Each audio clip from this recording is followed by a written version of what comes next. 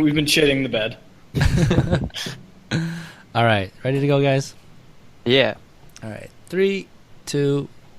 Hey guys, welcome to episode 153 of the League of Legends Anonymous podcast. I am your host Sam, aka Just Casual. Here I have with me Brad, aka Adept.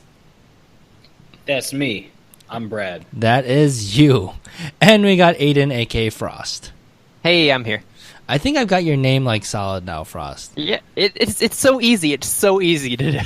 Yeah, but Aiden, a.k.a. Frost, a.k.a. Tom Stench, a.k.a. highest ELO LOLA player, a.k.a. I'll dominate Canada. also not a monogamous LOLA podcast, or not a monogamous podcaster. If that Plat 2 Jax main with the account Frost would add me back, I would pay him like $50 for that account name. But he doesn't want to give it to me. He always declines my friend request, and I'm like, he knows. He knows. That's too funny. You gotta get him permabanned or something. Maybe I you have can to snipe level it. up account, get it to Plat 2, then Q snipe him, and then ask him in game. That's the plan. Good fucking luck. You can't find like his Twitter account or something. Like No. talk to him. Man, maybe you know what? I know what you need to do. You need to get into the LCS, Yep. and then he'll probably accept your friend request. He probably will. Yeah. It might be the easier option. Yep. So if you wanted to just get on that, ASAP, Yep. We'll do. Anytime now. Don't forget it us. would really boost the podcast. Well, so now that we've wasted like 5 minutes again talking about Aiden's name and tangenting from there, we have an interesting episode. We are going to be talking about something that was inspired by our Facebook group. Someone asked, Joshua S. asked, strategies or help planning on how to climb during the what little season we have left. So it has like totally snuck up on me, but it is already August and the season ends like November-ish? Is that right? Yeah. Yeah, so we don't have much time left. And if you're trying to climb like a whole, what is it, a tier or division? What's a bigger jump? I can never remember which one is which. I think it's a tier, right? There's I'm 5 not divisions sure. in a tier. I think so, because it'd be like bronze division.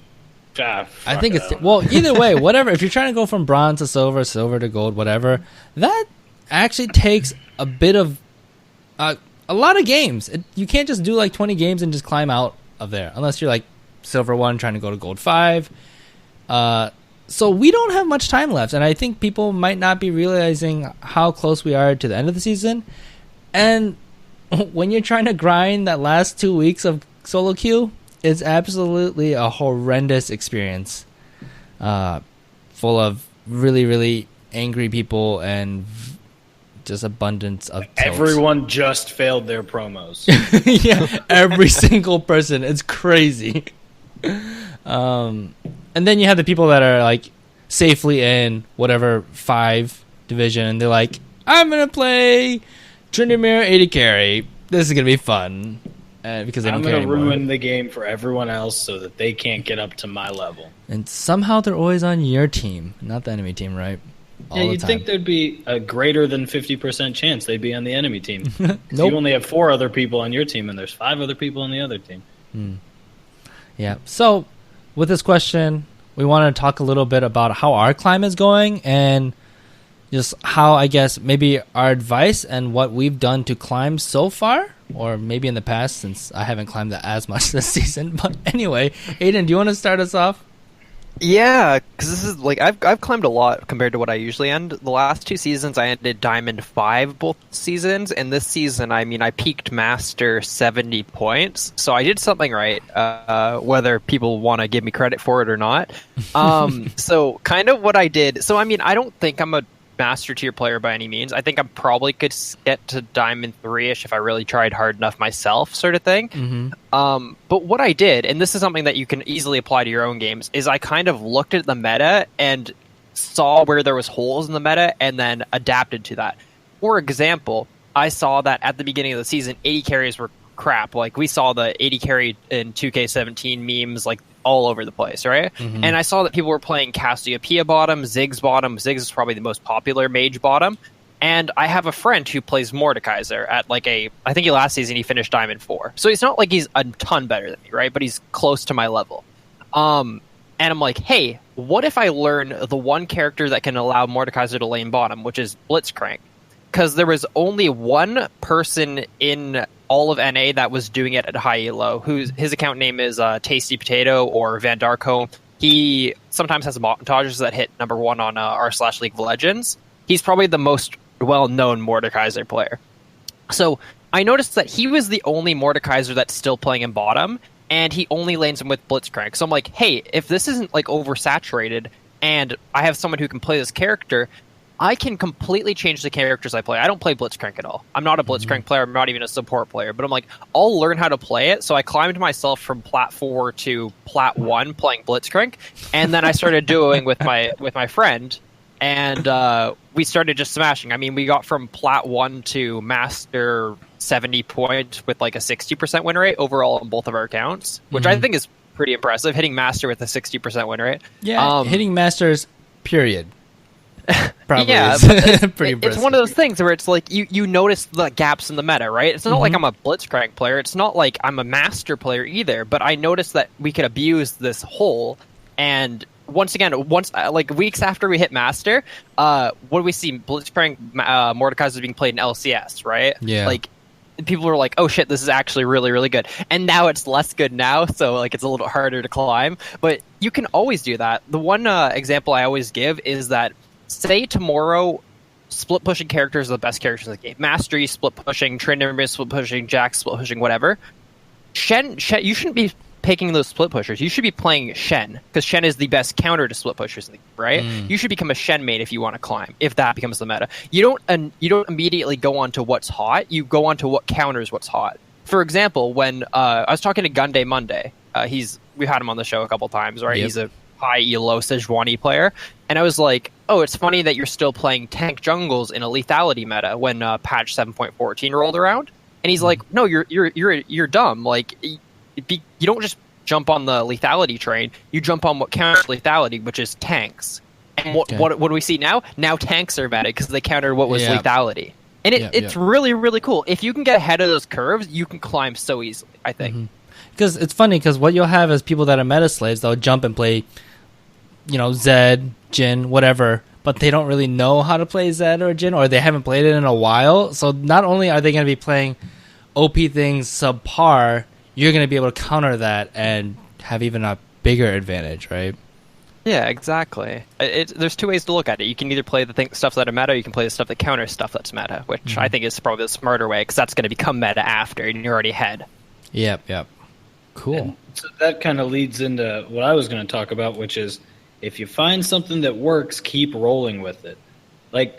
I won, I think it was something like 11 out of 12 games playing Thresh with T-Sir Enigma, because I got auto-filled to support one game, and we won, and I was like, that was pretty easy, let's do it again. And then we did it a whole bunch more times.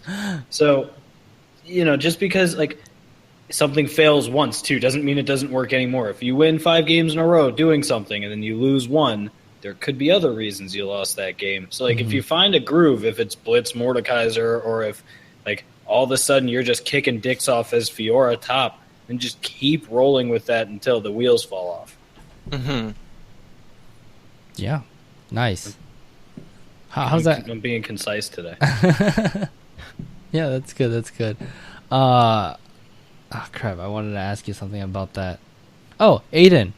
So, I have a question for you about Blitzcrank, since you played a lot of him. What do you do if you're playing Blitzcrank and, against a very tank-heavy team comp? I feel like whenever I pick Blitzcrank, I'm like, oh, this is easy. Blitzcrank's pretty easy. I can do this, and I pick him second pick, unfortunately.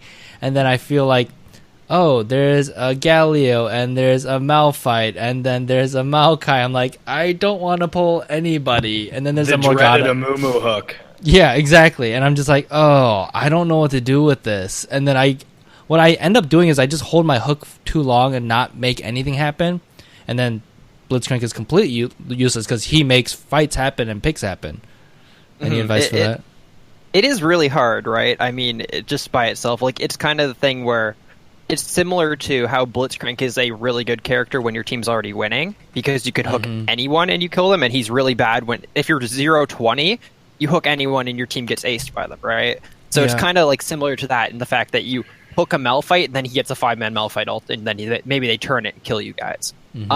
So it's kind of just playing smarter, right? Like, you kind of can only go for hooks when it's more like 1v5 situations, if they're all like super tanky.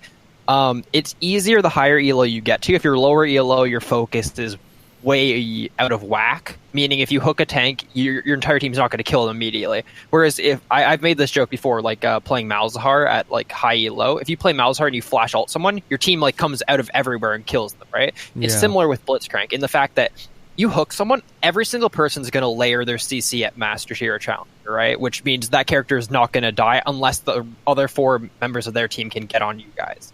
So it's less of a big deal at higher elo because your team's more coordinated, usually. Of course, there's always like a little asterisk. Sure. But at lower elo, it's really just kind of being a smart player and looking for more safe hooks. Like, you can easily still be a support character, running, knocking people up, silencing in the middle of everything, being a nuisance, hooking people out of fights even. Like, if you want to sit on the outside and hook out whoever has the most damage on their team. But yeah, it kind of depends on ELO, I guess. But it is a hard situation. I mean, that's why the character kind of gets beaten when the enemy team's super far ahead. Sure. Okay, cool. Yeah, with Brad's, I had this instance where... Actually, it's kind of both of yours. I realized that Amumu was really strong, and people were talking about Amumu after... Was it a change to his passive? I can't remember what it was that happened this season. It amplified other magic damage. Yeah. And then the Raptor start was really, really popular, and he could do it taking basically no damage. But he still wasn't super popular, even though people were talking about how good he was. And then I still never saw him. I looked him up on op.gg. He had like a 55% win rate. He was like always top like 7 in every single like tier of elo and stuff like that. And so I picked him up, watched. He's pretty easy to pick up. I played him a few times, and I watched like maybe like Foxtrot play him to figure out like some little nuances about him that I've forgotten or haven't learned about. And I just looked it up. I have a 65% win rate with him, which isn't That's bad. crazy. Yeah, I only played like 23 games, so I haven't played that much ranked this season, which is really unfortunate. Usually I get like 200, 300 games. I think I have just over 100 games this season. So I have a bit to go if I want to get those numbers up. I don't. Need you to get those numbers up, Sam. I don't know if I'm gonna hit plat this season. Right now I'm sitting at gold 5 with 0 LP, and I don't know if I can get. I don't know if I have the time or the games to put it in. Well, if you're not too busy, this weekend in Philadelphia, there's a boot camp going on. It was so fun last time, even though we had a like 49% win rate. Dying Ernie, and then you died after we left, and I did okay. Ernie left the plague at my fucking house. But yeah, so it's really interesting what I've been doing this season. So usually, I know I could get to plat if I just played Zyra again, Zyra support, because even though she's like not meta anymore, I think she's still really, really good. I think I really can't think of a time where she wouldn't be good unless she got really nerfed hard. Like, I think you still want to go Frost Queens with her, even though Coin is like significantly superior, because she just still pokes a ton and uses those procs. Does that sound right? Yeah, I just think that she's a character that you can't hit like high, like Master or Challenger or like even high Diamond with. I think she abuses like lower ELO players though. I'm not a good AD carry player by any means. If I lane against Zyra, like, it doesn't matter if she's like bronze or something like that, I will lose lane to it because I can't play against it. Because she's obnoxious, right? She kind of makes it almost like a 3v2 with her plants. Yeah. So I completely agree. I think she's pretty easy to climb with, and she kind of fits that idea that mage supports are easier to have more impact in the game, which I think is true. You have more impact, I guess. Doesn't mean you're going to win more games, but you at least have more impact. So if you're a better player or you think you should be climbing, then you have that opportunity to try to impact the game. Yeah. But every season I kind of switch what I kind of play. Which is, I don't know if that's good. I just like keep trying to like crest that like plat 5, and then I'm like, all right, I'm done for the season. Time to play normals and enjoy my life again. So I'm doing something interesting where I'm switching roles actually right now and completely playing new champions. Because one, I've been waiting for the tank meta to come back, because I think when the tank meta was around in season 3-ish, that was my peak. And that's when I was playing Maokai a ton and like peeling, which no one peels in solo queue. So I just kept winning because I just sat on my 80 carry. And I'm like, hey, if I play jungle and top right now, I could play all these OP tanks that are in the meta right now. And I'm pretty familiar with them, so it'd be easy to pick up. So, but I've never played top lane. Top lane's probably my worst role. And then I've also never played Tryndamere, except in like twice in ARAM when I have never had rerolls. So, but the thing is, I found these true one-trick Tryndamere players. Boxer Pete, who's like the number 1 in NA. And then another guy named JC. I think it's JC or JSEA. I don't know how he says it, but he's like a diamond or master tier player. And he commentates over his games really, really well. Like, he talks about everything. It's actually really impressive. And he also edits like when he's recalling and like when nothing's happening. So his 40 minutes games becomes like a 25-minute video. And because I've been watching him, there's so much information on it that just watching that, I feel like I learned so much about wave management and Tryndamere that I could probably climb easily with him, even though Tryndamere's not really a great pick. So that's my strategy for the end of the season, which I think is a really bad strategy. But I also actually want to learn how to like wave manage, and I think top lane is the best lane to learn wave management. So, Sam, I hope this doesn't hurt your feelings, but you said that you were changing your roles so you could play all those OP tanks. Yeah, like Tryndamere. Mm-hmm. Yeah, I know. So I can always, if Tryndamere is banned for some random reason, I could always play Maokai. But the thing is, all those tanks that I play to are like now really strong and banned. Like, I used to play Cho'Gath jungle and Cho'Gath top a little bit, and they're banned. Maokai's banned. I had a crazy win rate on Zac top before they broke him. Oh yeah, when you were building him like AP and everything, right? Yeah, I build like Leandries into SoloQ into tank and just live forever. Yeah, I always remember that. I was like, holy crap, you're so tanky, doing so much damage. And I look at your build, and you like have no like Rylai's might be your tankiest item. Like, how are you alive?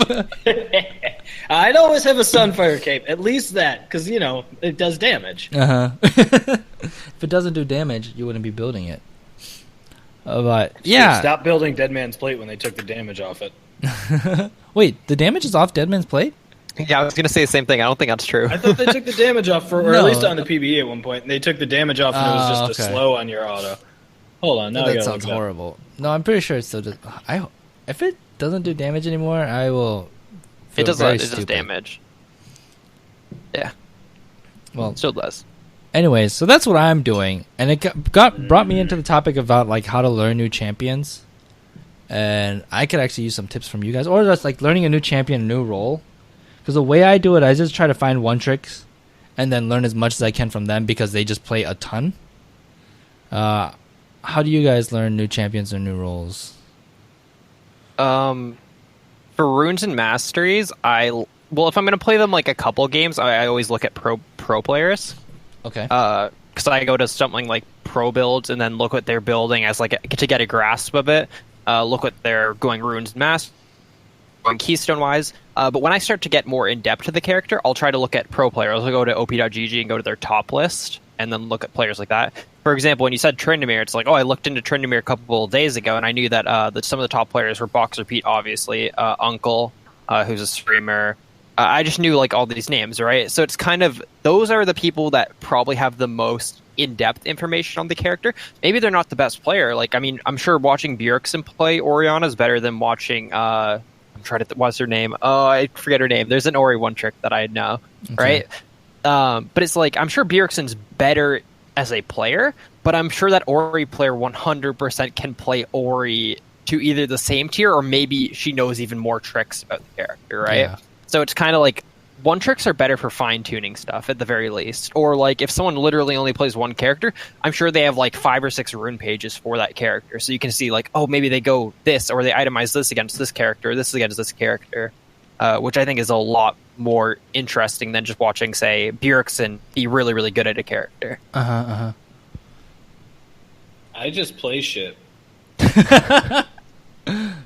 Like, I mean, occasionally, like, if I feel like I have no idea what I should be building on someone, I might do a quick, like, pro builds and just look at, like, 1 or 2 people and be like, oh, everyone's going, you know, Rod of Ages into Leandries on this champ. I guess I'll start there and then figure out what I want to do. But most of the time, I just play stuff and see what feels good.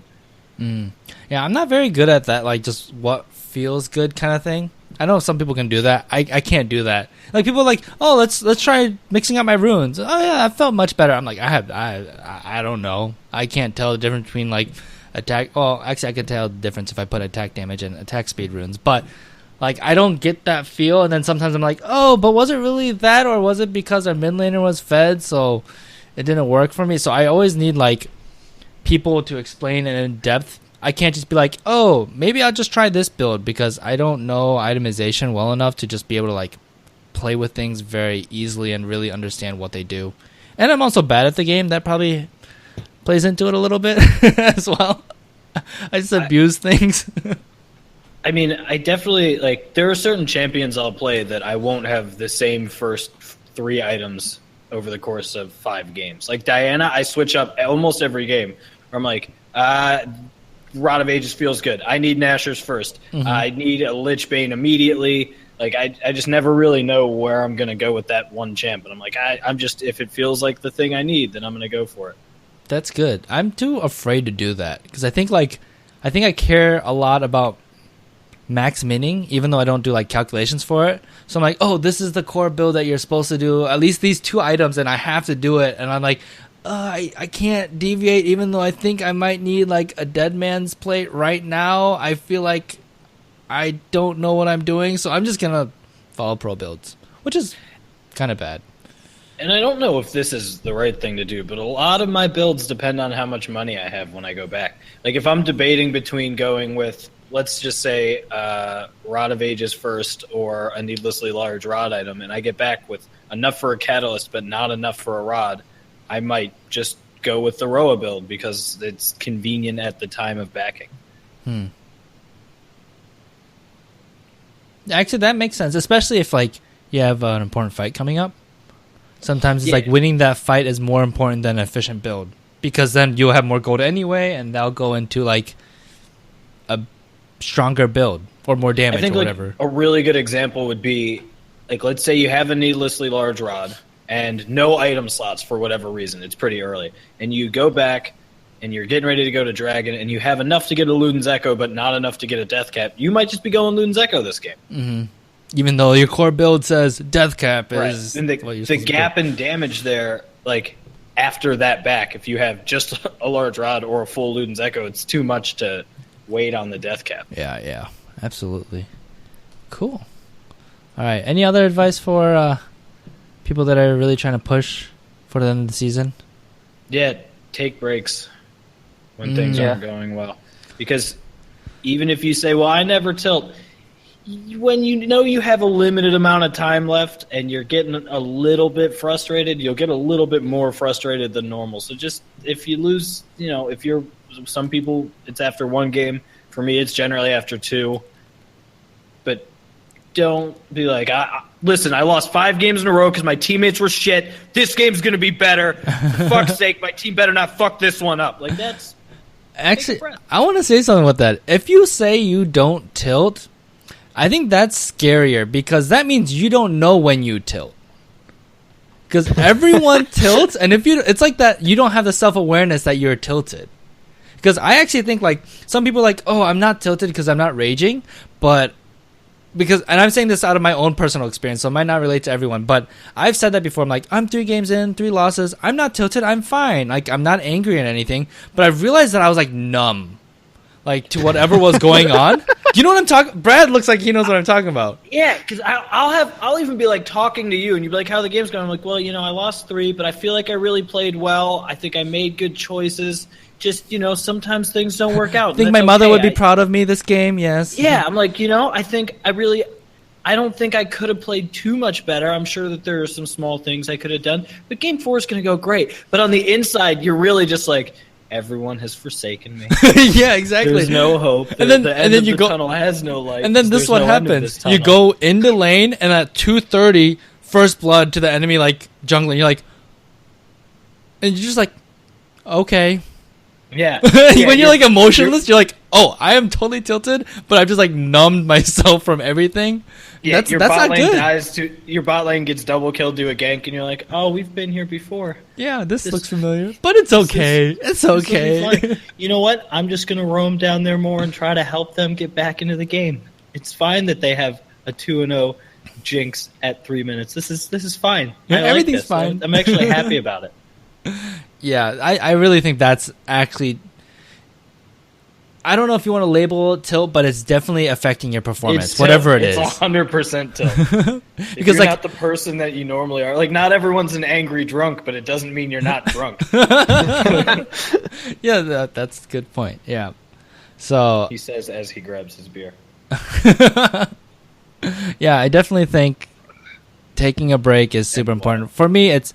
Especially if I'm like, okay, this Saturday, I'm going to play ranked all day. I'm going to climb, I'm going to push hard, I'm going to climb like a division or whatever.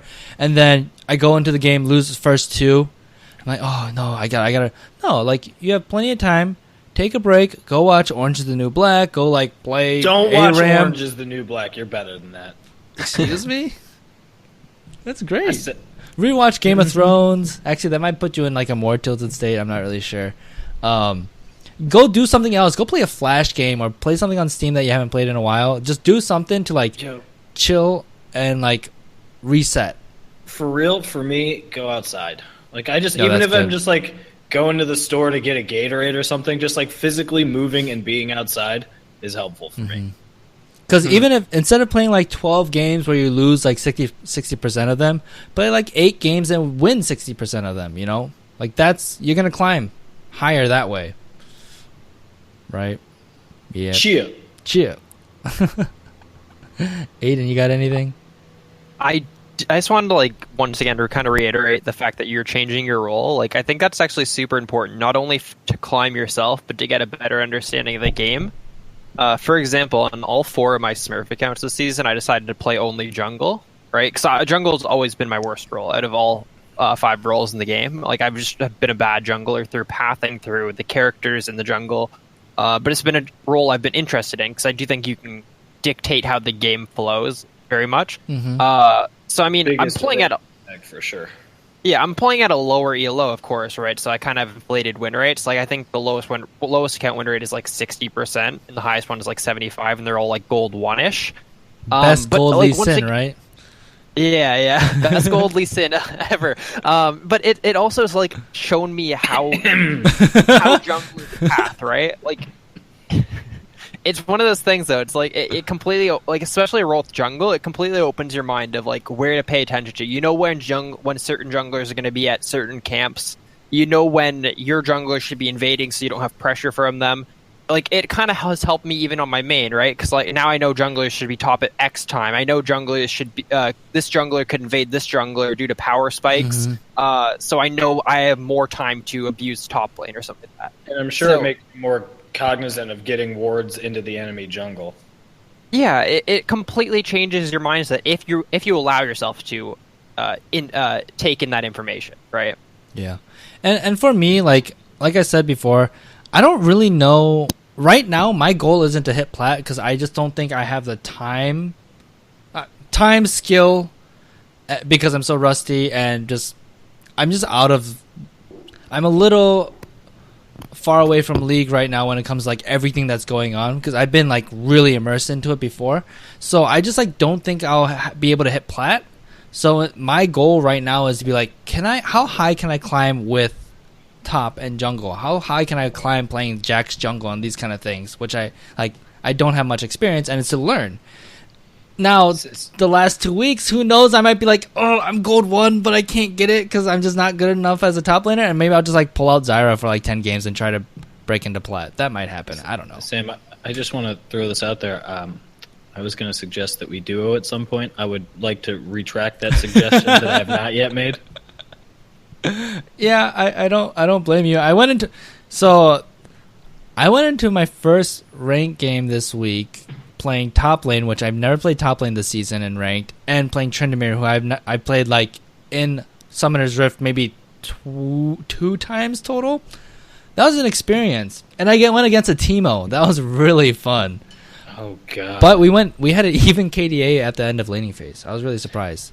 He had double my CS, but you know, it was alright. I tried to play Tryndamere like 3 times, and found that I just get way too greedy with the ult. I'm like, I gotta wait till the absolute last. Like, I want that Teemo dart to be in the air, and I think I could take 1 poison tick before I hit it. And you die like 1 tick too early. And like, yeah, wasted my whole shit. I played a flex queue game with some of the people, some of the listeners. The last 3 last 3 deaths I had, I had my ult up 3 times. It was the same ult.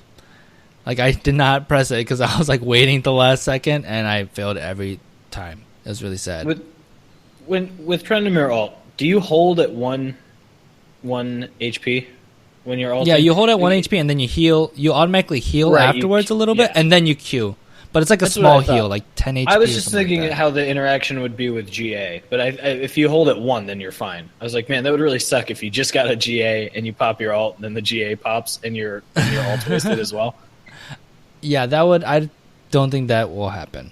No, I just the wheels are turning. Yeah, but it's fun because the reason why I want to play top lane as well is like, my favorite games as a jungler is when I'm just farming the whole time and then pushing sideways and ganking. Like, I'm always doing something. You know, when you just have that flow when every second you're doing something, it feels really good. As a top laner, especially as a split pushing one, I feel like I'm always looking on the map for like farm. I'm always doing something, and then I'm 1v1ing if I'm like ahead, because I think I find farm better than other people in my elo. So I feel like I can abuse that and just end up being stronger than the other enemy top laner at least. And then I feel like if I take teleport, I have huge map control as a top laner that's fed. So that's why I'm trying to do top lane, because I really like that feel I had. Like, I had a taste of it playing like Jax randomly. I'm like, ooh, this is fun. I like this. Let's do this more. So, yeah, it's been interesting.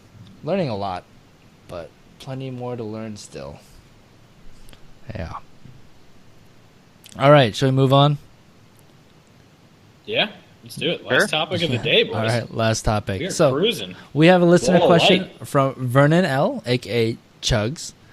He asked on the Facebook group, he wanted us to talk about, quote-unquote, why idiots in low elo insist on imitating things they see in LCS. So this is something we've talked about every now and then. Basically, that SoloQ and LCS are super different, yet everyone looks towards the LCS on what they're supposed to be playing and stuff like that. So what are you guys' thoughts on this? LCS isn't solo queue. It's a totally different game. I mean, you can take some advice as to like what champions are strong, but like the strength of Zed in the LCS is significantly different than the strength of Zed in Bronze 5. Like, just the mechanical play, like there's just a gap. It's not the same game. It's a vision is different. Like it's just a whole nother animal. And even with what you said, like you're saying, like Zed is much stronger in the LCS than SoloQ. It could be or Bronze. It could be completely opposite. You could have a champion that's like extremely OP. Yeah, like you're not going to see Annie in the LCS, but yeah, Annie in SoloQ is terrifying. Mm-hmm. Or Sona for the most part. You see her pop up every now and then, but like there was a Facebook post about Sona, how like this person got flamed for bringing Sona into ranked and how underpowered Sona is, and I looked it up on op.gg. Up to Masters or up to Diamond, she's top 5, anywhere between 2nd or 5th. It seems about right. Yeah, and it's like a 54% win rate. She's still super strong, but you barely see her in LCS. The other thing is, as far as like LCS picks are concerned, when you see like an oddball pick in the LCS and it does support? well, yeah. Yeah, I guess that's a pretty good example. And it does well. That doesn't mean that it did well because it's a good pick. It meant that that team had a strategy based around this one weird fucking pick, and they practiced that as a group of 5 a whole bunch, generally, before they busted it out. Like, you're not going to be like, hey, listen here, future SoloQ team. Let's spend the next 12 hours of our lives practicing me playing,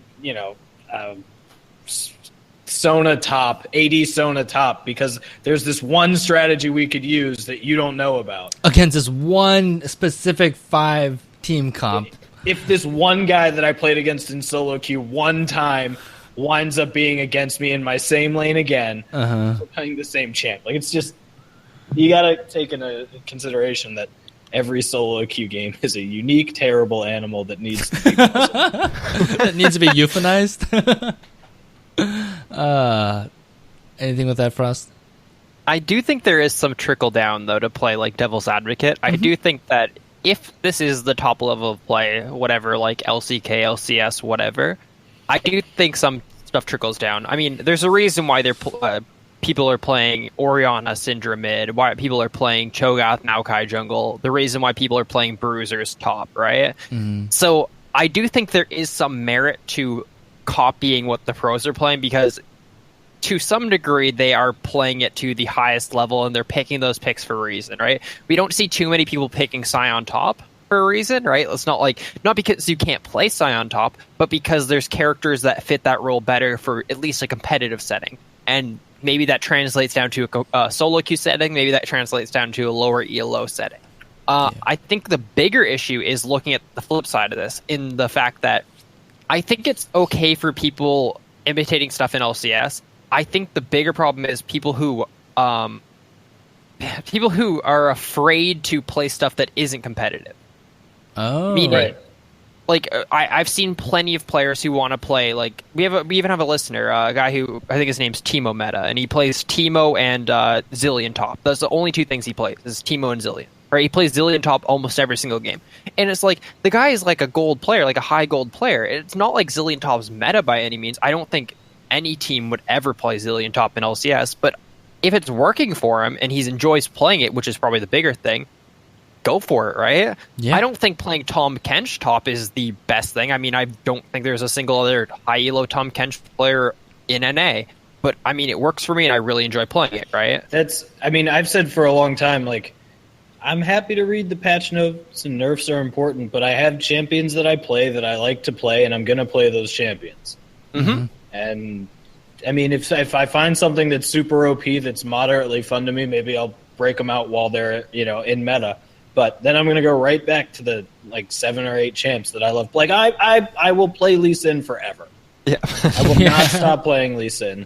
And you could be like, well, his Q doesn't work anymore, and his ult doesn't actually knock anybody back. I'm like, yeah, but like I can slow people, right? And, I can still ward hop, because that's why we play Lee Sin for the slow.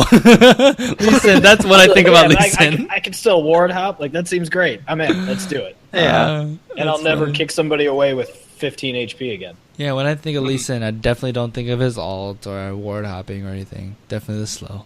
You're right. Doesn't even have an attack speed slow anymore. Yeah, I hate when people's like, and I talked to this person recently that just like is a brand new 30, and it's funny because I think when people come out of 30, they're like, oh, I am an expert at this game now. I know so much, and it's like, I know that Teemo is the strongest AD carry ever because he blinds. It's like, oh, I know so much, right? You hit that peak before you realize like how much more there is to learn. So you get all this kind of stuff where people are like, oh, you have to be playing what's in the professional scene. It's like, Orianna's picked because she has no counters. That's great. Does that matter because you suck at Orianna? No, it doesn't. Doesn't matter because that what's a champion that sucks against Orianna? I can't think of one right now, but that one champion. I like to play her against Yasuo. So yeah, Yasuo is a horrible pick into Orianna, but that Yasuo player has 300 games on Yasuo and is actually really good at Yasuo, it's like, oh, then you lose. Like, LCS is. Go ahead. When I first hit 30, I bought Ari immediately. I was like, this is gonna be my champ, right? I'm just playing this, and like not even in ranked, but just in general. And I was like, I know what. I think at that point there were like 95 characters out. I'm like, I know what at least like most of the buttons on 25 of these characters are. I'm pretty much a pro. And I played Ari, and I just crushed every game because no one had ever seen Ari before. And I was like, I'm the best. No one can stand against me because they keep playing Annie, and I know what Annie does. And then I got to somebody that knew how to, like, I got higher, and people knew how to play against Ari, and I didn't know what their champs did. And I was like, how the tables have turned. This is terrible. That's funny. And yeah, I want to talk about another thing with this is that you have all these things that are going on to the LCS, and like Aiden said, like, these guys are paid to do this. They have geniuses behind them on their support staff. So there is a reason why it's being played. But unless you know that reason, it's only so powerful, right? Like, MF support was so strong, but why? It's because it was a counter to Malzahar and Zyra, because she could kill the plants and those minions really, really quickly. And that was basically it. So they weren't like lane bullies anymore. So unless you know that and know how to play it, it's really pointless. And I'm trying to think, like, what's the best way to figure out why people are playing something in the LCS? Only thing I can think of is, like, the analyst desk. Otherwise, maybe some random, like, YouTube... Talk to your friends about it. Your friends that play League. Be like, why do you think this is happening? And maybe they'll have a good reason. Maybe. I think seriously, 98% of the... Like, round tabling and spitballing is a useful way to develop knowledge about the game. Just like, why do you think this? Well, I think Blitzcrank's really good because he has a hook.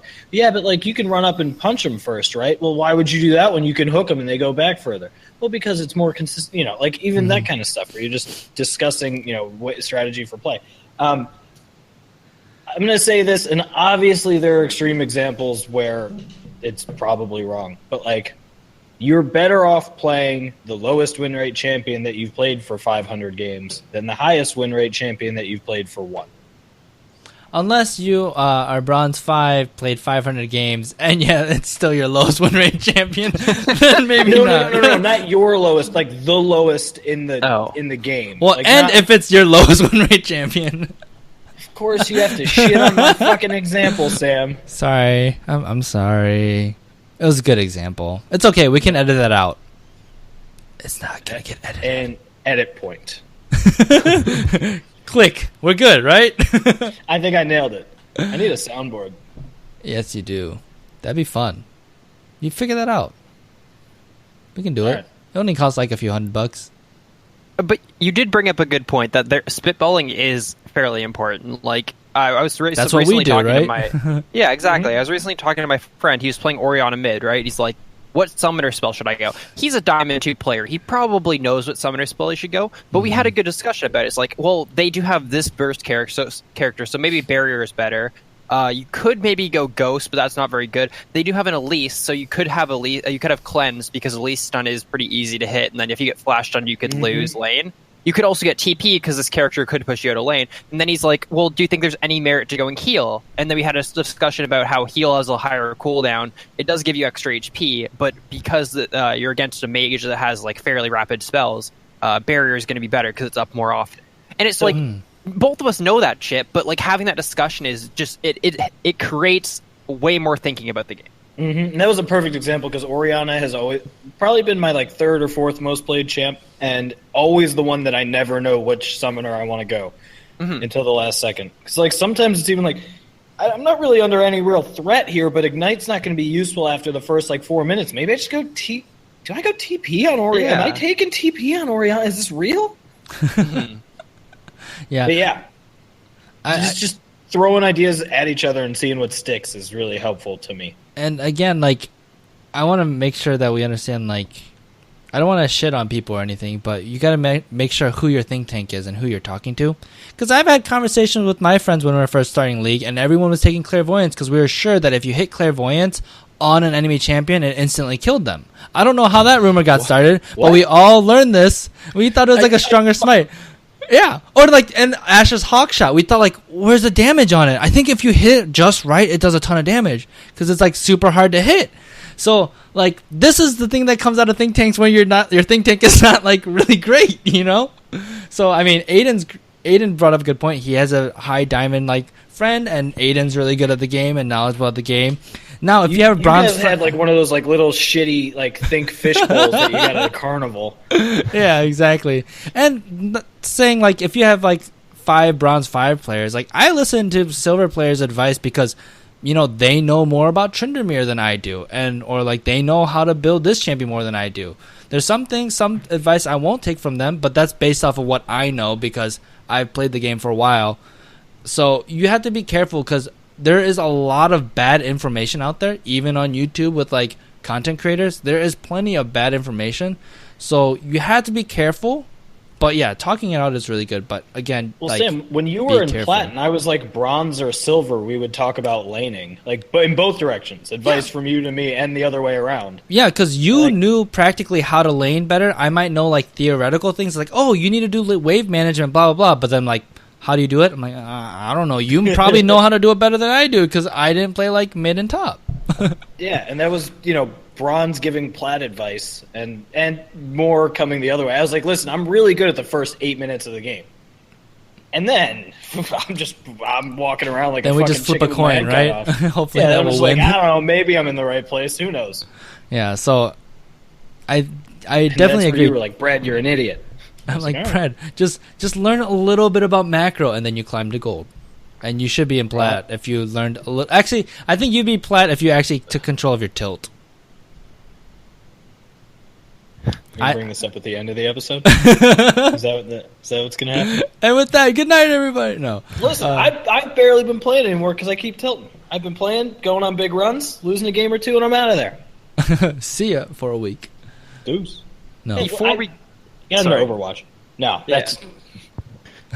Before we get too far away from it, though, I do think that like I was going to bring up a point. Manny also in our Discord chat brought up a good point that it doesn't mean that you can't gold or plat players or silver players or bronze players can't bring up good points about characters and stuff.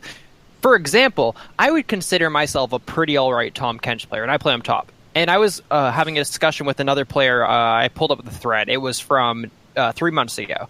And I was talking about how I can never win. Tahm Kench can win every level 1 except for against Darius, right? And this guy's like, "No, I beat Darius all the time." And I'm like, "You're either like lower ELO or like you're not understanding how this matchup works. If he starts W, you lose." He's like, "No, you just have to play aggressive." I'm like, "What are you running runes wise?" Because this guy's a silver player. He links me his rune page. It looks kind of messy. I don't like it a lot, and I'm kind of like, I don't think it's very good. It doesn't really optimize for late game. And then he's like, "Try it." So I try it. So he starts running. I'm now, this is the page I run every single game, by the way. It has 25% attack speed level 1. It has flat health instead of scaling HP. And he's like, because you take these early game stats, you have way more dueling potential, which allows you to win these even harder matchups. And I'm like, holy shit, this like silver Tahm Kench player just taught me how to like play my character. He got wrecked. No, it's just like, it's so smart though. It made so much sense, and this player kind of opened my eyes to having a different setup to playing a character. Yeah, and like I said, Brad knows new things that were significantly better at me than a lot of things when he was bronze, even though I was a plat player. Just not winning. Maybe, I don't know. Maybe it was just the number of games. I actually, man, that was. What was your issue? I don't know. I think I was bronze last season too. Were you just like didn't play enough games? Is that what it was? No, I played plenty of games. No, I don't know. I mean, this season I got out of bronze in 2 days, so I think I placed bronze 4. And that was just like, all right, let's get out of there. Oh, I'm on a podcast. This can't be seen. Well, I mean, placements are placements. Yeah. Maybe it was last year I placed bronze 4, but it was just like immediately out. I don't know, man. Shout out to Gibby. I play with people that I probably shouldn't play with a lot of the time. Shout out, hey, let's play duo queue, and I'm like, all right, let's play duo queue. I thought that was like a nice shout out, but that was a total like call out. It was an underhanded shout out. Oh, that's funny. I mean, I haven't seen Gibby in forever. He'd be alright. All right. Maybe I'll show up for LOLA After Dark this Saturday. We got anything else we want to talk about before we finish this episode? Good. All right, cool. So we finally got a new iTunes review. Brad, do you want to take this one? It's been a while. Goddamn right I do. This is entitled Awesome Stuff from Matt56.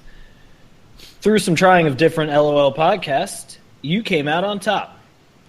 You guys interact with listeners well and cover fascinating topics every time. I'm a new listener, but I plan to continue listening for a long time. We plan to continue you listening for a long time. For the curious, I started with your episode on itemization for ADCs. So, been around for, what was that, like 15 episodes ago or something like that? It's been a little while. It's been a bit. Thanks for coming, Matt. Hope you stay. Much appreciate the review. Yeah, let us know if you're in our Discord. It's really complicated because like on Facebook, Twitter, Discord, Summoner Name, like if it's not the same on each platform, I realize like, oh, I've been playing games with you a ton, and then like you're on our Facebook group, and I thought you're like a new player, a new person in the LOLA. So like, let us know who you are. People have like a different Summoner name versus their Discord name versus whatever else in the world, and it's just like, can I get some AKAs? So, yeah, thank you for the iTunes review. It really helps us out. Thank you for the 5 stars. Write us if you guys wish, if it's worth your time, if we provided any value to you, we would really appreciate it. I almost forgot we got patrons, and I don't think I've shouted out patrons in a few months. Whoops. So I'm going to quickly go through the list of patrons because it's not written down in the show notes, and I just remembered, but it's going down the list. Thank you very much to Dr. Ham, Biggie Size, 89, RM Azriel, Mammoth Cat, Big Dick Vic, 42, Ted K, Bullet Bill, Astley, Reckoner. It's spelled funny with like numbers, but yes, Reckoner. No, it's more fun to fuck up the names. I do it all the time. Chuggington, Idol Lodi, Blake M, Scriff, Flem 17, Jakey Poo, Anna G, Kevin G, Raddock, Fear My Bush, AK3331 or 3331, Inquisitor Kane, Mobsob Wolf, Mr. McPickle, Alex F, Mason C, I'm in the Bushes, Not the Bees, Cray, Victor, Ruku Egg 93, Ice Orbs, Floppy Floppy, Brad S, Blackbeard, Bandit, Grumpy Conductor, Barnsey, Top Cat, Comeback, X Kid, Nobody, Gunday Monday, Eric W, I Don't Love You, Emil Richter, and Dragon the Great. Thank you very much for all those patrons, really helping us out. You guys are the greatest. I did notice that the number of Blakes is growing, and this is disconcerting. Maybe we can replace our Blake. Ooh, better Blake. Blake 1.0. We should have a 1v1 for the spot on the podcast. How many times has he casually talked about having a snake attached to him? Or a missing woman named Giuseppe. Or a really, really long-winded story. 18 years. I think we should make that a shirt. That might be fun. Yeah, all right. Sure. Let's do it. I'm into it. All right. Besides that, again, thank you for the patrons. You guys help us like put out all of our like 60-second tip videos that we're putting on YouTube, giving us better equipment. Aiden's mic kind of failed on us, but we'll I think we're still figuring that out. I don't know what's going on with that. Yeah. Maybe we'll have to buy you a different mic, since actually you just bought that one mic. Well, okay, we'll figure that out. Yeah, that's the thing we should talk about right now, I think. Yeah, Let's right get into now. detail. I have 7 Amazon pages open. But yeah, you guys help us a lot. Make all this possible. We do it for you. We really appreciate it. We would be just 3 blokes talking about stuff without all you guys listening. So we appreciate that. Besides that, I have one announcement. Actually, 2 announcements. One, if you're not aware, we do the hashtag on plays.tv called... It's not the one I danced for the wrong announcement. Yeah, you did. We do this raffle for if you hashtag your play with the hashtag Lola Plays. We do a montage of that, which you should check out. It's on our YouTube channel. But we also do a raffle for a mystery skin. So this last month winner of July, so 2 months ago, that winner is Lick My Grundle. Great name. Lick My Grundle. Message us or something. Get a hold of me somehow on Twitter, whatever, email, and let me know so we can get you that mystery skin. Other than that, another announcement. We're doing a LOLA After Dark this Saturday, starting at probably 7:30, 8 Central. We just stop giving things in Central Time. Nobody knows that shit. You're supposed to just add on to the Eastern Time. So I do like 7:30 Central. That's when you go 8:30 Eastern. No, it's always 7:30, 6:30 Central. That's how it rolls. 8:30, 7:30 Central. We are the dominant time zone. I'm just trying to get you involved. If you do make a hierarchy of time zones, it goes Eastern, Pacific, Central, then Mountain, because no one uses Mountain, right? Absolutely correct. Yeah. Even Mountain doesn't use Mountain. That's what I mean. Like, fuck it, we'll just set our clocks forward an hour. But yeah, so we're doing LOLA After Dark. If you aren't familiar with that, it usually involves a lot of drinking, and most of the LOLA team at least are showing up, and we're streaming games and doing just stuff. Sometimes it's more serious, sometimes it's we do stupid stuff, and then sometimes we bring in community members to come join us, but we have fun. The man, usually. The myth, the Eeyore, Ernie Kim is going to be at my apartment right over there. If you're watching the video, he'll be sitting right over there.